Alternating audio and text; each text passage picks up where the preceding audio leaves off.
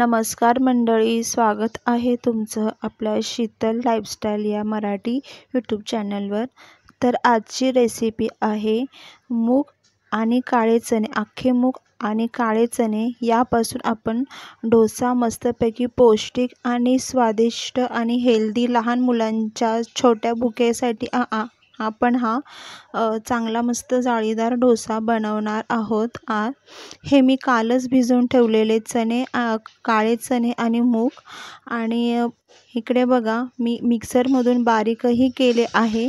काळे चणे आणि मूग एकत्रच मी भिजू घातलेले, आणि साईडला मी भरपूर अशी कोथिंबीर घेतली, मिरची, लसूण, आलं, मीठ, जिरे असं सर्व एकत्र करून मी ते बारीक करून घेते मिक्सरमध्ये, आणि राहिलेले जे मूग आणि चणे आहेत ते पूर्णपणे बारीक करून घेते एकत्र, कारण आपल्याला हे डोसे मस्तपैकी चमचमीत बनवायचे आहे। जास्तही चमचमीत नाही, फक्त 2 ते 3च मिरच्या मी घेतलेल्या आहे।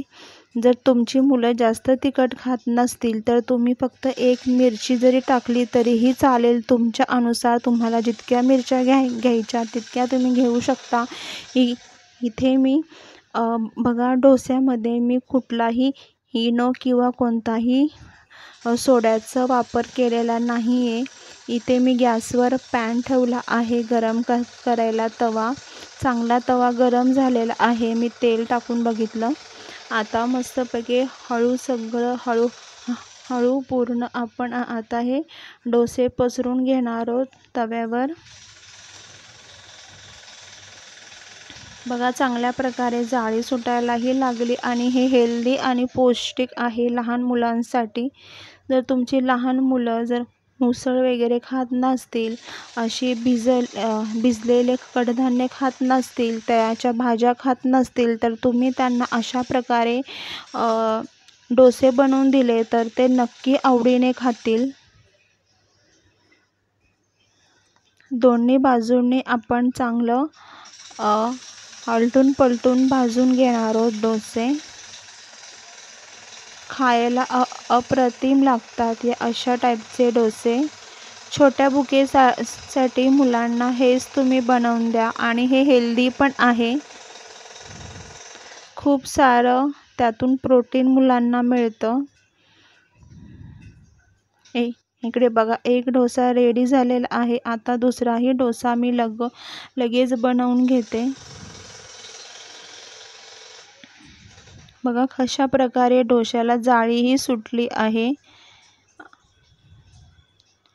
मी त्यामध्ये इनोही नाही आणि सोडाही नाही, कुठल्याच प्रकारचा सोडा वापरलेला नाही आहे, तरीही डोसा आपला मस्त जाळीदार आणि मस्त लुसलुशीत आणि मस्त क्रिस्पी पण होणार आहे हा डोसा। इकडे बघा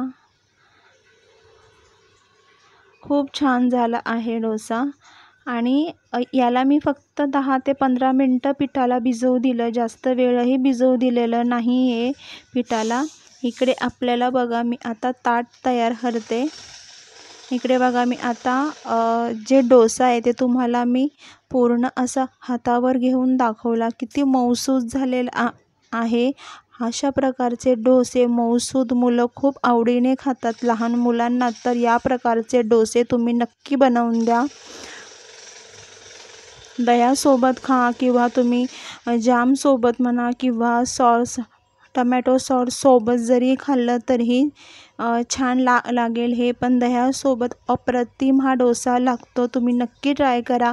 आजची रेसिपी तुम्हाला कशी वाटली नक्की कमेंट करून सांगा। पुन्हा भेटूया अशीच एक नवीन रेसिपी घेऊन, तोपर्यंत धन्यवाद।